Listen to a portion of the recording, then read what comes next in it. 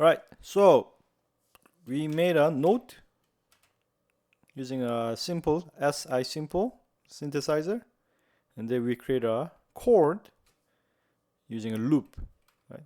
Now we're gonna modify both synthesizer and the loop to create a more interesting sound. Right now, so far, we just created like a little overtone series, and we do not need code-based program to make an overtone series. We have lots of other tools in here. But now, once we start to apply some random values to vary these sounds, then I think a code-based program actually makes our task more easier, and then more interesting and logical. Okay, so here this diagram may look quite complicated, but just know that this comes from this one simple instrument. In our simple instrument, we had a carrier and amplitude modulator with the amplitude envelope. So I'm going to modify something in here using random number. Same thing for the modulator, and also apply the random numbers in our amplitude envelopes generator. That way, when we run our loop, every note actually has a different value. Yeah, every note actually has computer controlled parameter that will change the sound characteristic, and meaning that whenever I run the loop with the random values, every note that I'm going to get will sound different from one another.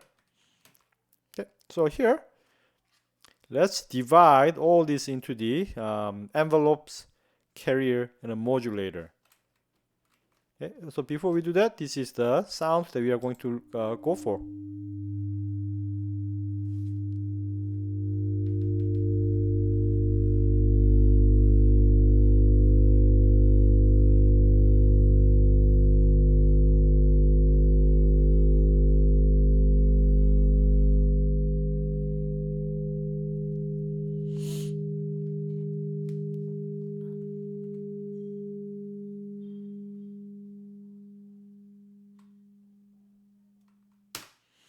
Okay, so let's skip the code for a while. Okay. And here is the side-by-side comparison of step 1's envelope and step 3's envelope here. Now, if you look at this way, you can actually see that I only changed two things. Instead of having a 1 second attack time, now I have randomization so that my attack time ranges from 3 to 2.0. I'm sorry, there's a mistake. It should have been 3 to 20. And my loop, my release time, instead of just a fixed 50% of the total duration, it could be the 50% of the total duration, or the 100% of the duration value that I'm gonna input as a human user. So this basically makes every node actually has a different attack time and release time, so that perhaps my first overtone will have 3-second attack, but my third overtone may have like a 15-second attack time, meaning that some overtones will come up earlier than another, and some of the overtones will sound later than the other one. So every note, every loop that I'm going to create will have different timings of the introduction of the overtones according to this randomization of the amplitude envelope. Okay. Now, similar approach is made with the carrier and a modulator.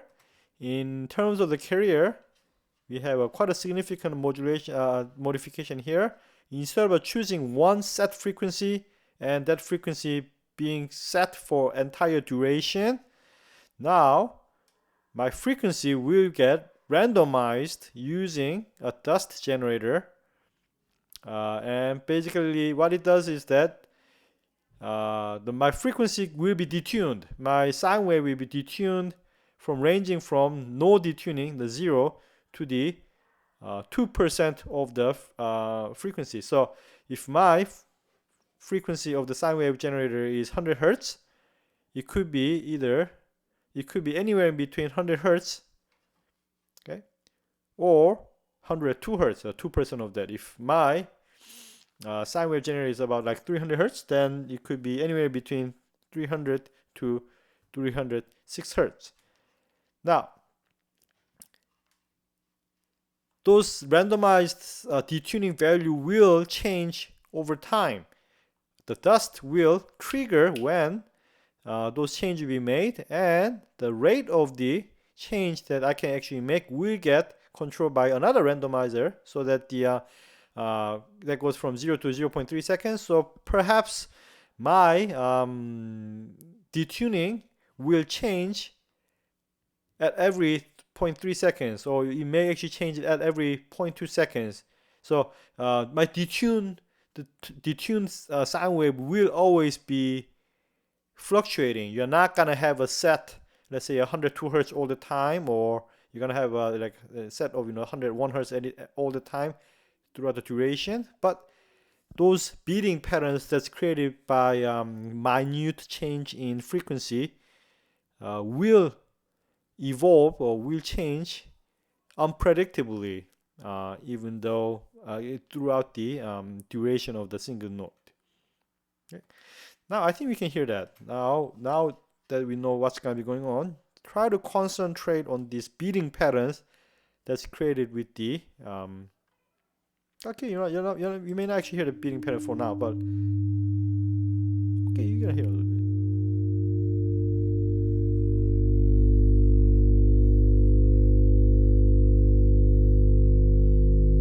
It kind of goes away and comes back. A slightly different rate. Okay. Now, similar thing happens to the modulator, just like the way we added some random generator for the envelope. Now I'm going to let the computer to choose modulating frequency instead of just 0.2, anything between 0.002 to 0.02, and also change the phase of the sine wave oscillator, so that instead of starting from here and making a sine wave like this, follow my mouse, I may start from the 0 point and go like this, or anything in between within the period of the sine wave.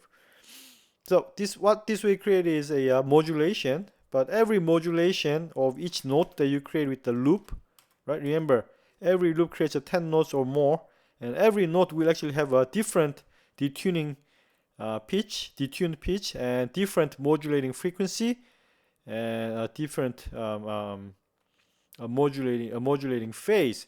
So every note will be unique in a way that although it perhaps creates the Overton series, it will be detuned in a unique way. It will be changing its amplitude in a unique way, and then it will create a different harmony as a result. So if you go to the step 3, right, and run this code, and then basically run this code from step 2 again, you're gonna hear the sound.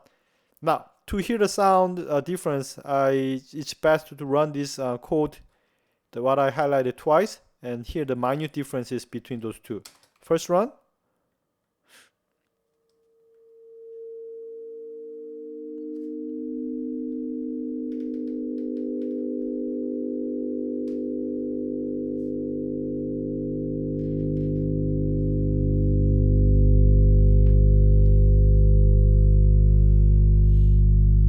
On the second run.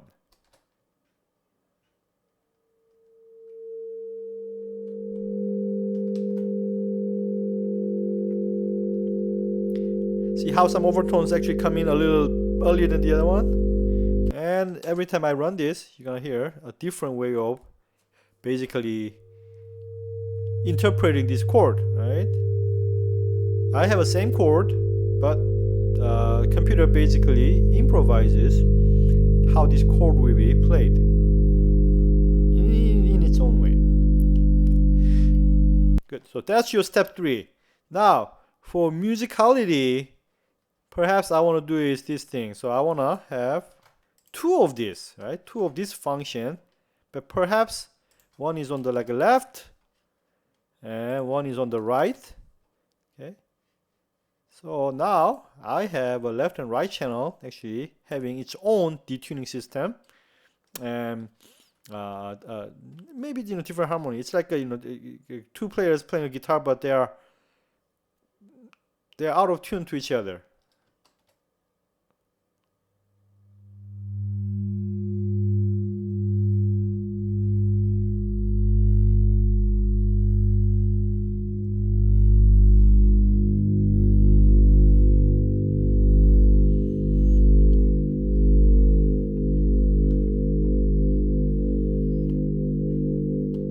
Okay, so that's what I want to go for. And now, if I want to make a